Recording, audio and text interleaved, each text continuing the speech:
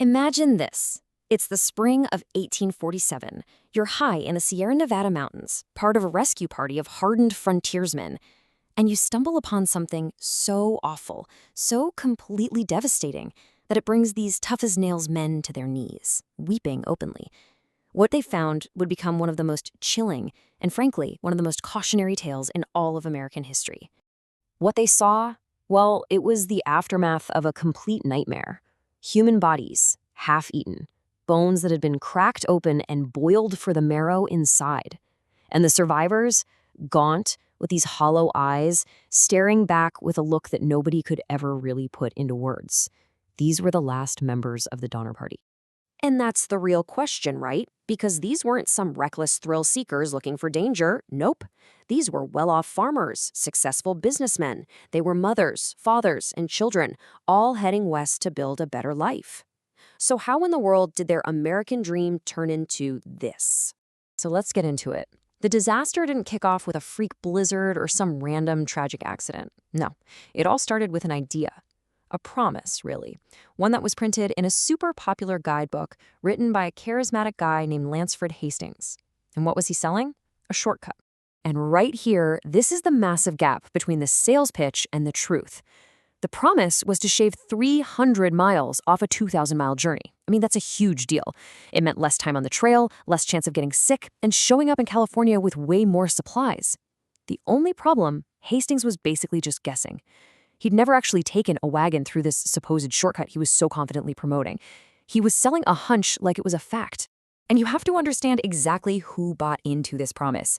We are not talking about desperate people here. George and Jacob Donner, they were well-off farmers in their 60s. James Reed was so rich he had a custom-built 2-story wagon made for the trip. It had spring cushions, even a stove. His family actually called it the palace car. These were successful, well-prepared people who thought they were making a smart, data-driven decision based on expert advice. The point of no return comes right here at Fort Bridger. Think of it as the ultimate fork in the road. Most wagon trains took the old, reliable, established route. But at this spot, armed with Hastings's book and even a personal letter he'd left for them, 87 people, the Donners and the Reeds included, made their choice. They decided to gamble on the shortcut. So why? Why would they do it? Especially when experienced mountain men at the fort were literally telling them, "Don't do this, it's a terrible idea." Well, it comes down to this really powerful psychological trap called the sunk cost fallacy. See, they'd already invested months of their lives and thousands of dollars into this journey. Turning back or taking the long way would have felt like admitting they'd failed. The shortcut, as risky as it was the only path that pointed forward. And moving forward was the only way they could justify everything they'd already sacrificed. And this is where everything starts to unravel, fast. The so-called shortcut immediately showed its true colors. A mountain crossing that was promised to take 1 week, it took 3 weeks of brutal, back-breaking work, just hacking a trail. A desert crossing that was supposed to take 2 days, it took 5, killing many of their oxen and forcing them to abandon precious wagons and supplies. And to make things even worse, tensions just exploded. After a violent argument, their most capable leader, James Reed, was banished from the group. I mean, everything that could possibly go wrong was going wrong. So they're exhausted, they're weeks and weeks behind schedule, and they finally drag themselves to the last major hurdle, the Sierra Nevada mountains. They make their first desperate attempt to get across the pass on October 31st, Halloween of all days. But their race against winter was over. They had lost. An unusually early, incredibly brutal winter had just arrived, and the snows began to fall. Hard. And this number, this really just says it all. This shows you how hopeless their situation was. We're not talking about a little heavy snow here. This was one of the worst winters in recorded history. The snow eventually piled up to over 20 feet deep. To put that in perspective, imagine a 2-story building made entirely of snow. That's what stood between them and safety. They weren't just trapped, they were buried alive. The next 4 months were just a slow, methodical descent into absolute hell. First, they ate the rest of their cattle. Then, they ate their dogs. After that, they were boiling leather hides, twigs, anything for even a hint of nutrition.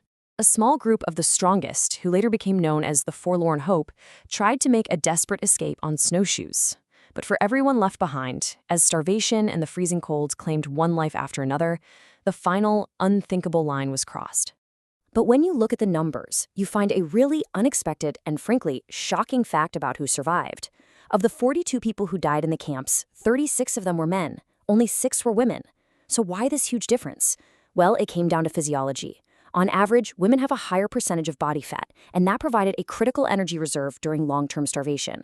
In a situation where every single calorie meant the difference between life and death, that biological fact turned out to be a decisive survival advantage. Finally, in February of 1847, the first of 4 relief parties made it to the survivors. But for those who got out, the ordeal wasn't really over, not by a long shot. They had to somehow rebuild their lives while carrying the immense weight of what they had been through and what they had done to survive. And the aftermath? This is where you see the ultimate injustice of the whole story. James Reed, the guy they kicked out, he actually came back to rescue his own family and went on to become a respected, successful citizen. Louis Kaysberg, the last survivor they found, he was branded a monster for what he did to stay alive, and he died poor and alone. And Lansford Hastings, the man whose lies started this whole catastrophe, he never faced a single consequence, never even publicly acknowledged his role. He died without ever having to answer for the cost of his fatal promise. And, this might be the strangest part of this whole thing. That exact spot that was a death trap for them, that impassable wall of snow and rock, is now just a routine drive. Today, Interstate 80 cuts right through Donner Pass. Thousands of cars drive over it every single day, and the people inside are probably listening to music, totally unaware that they're passing through the scene of one of America's greatest tragedies. So why are we still talking about this? Why does this story still get under our skin? Because it's so much more than just a campfire ghost story.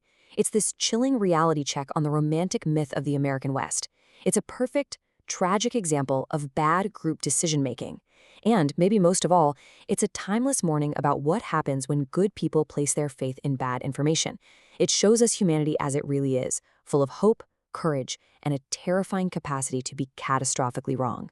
Which, of course, leaves us with a very modern question. The Donner Party trusted the expert of their day, a guy with a published book. In our world, a world of endless online experts, gurus, and influencers, all of them promising some kind of shortcut to a better life, how do we know who to trust?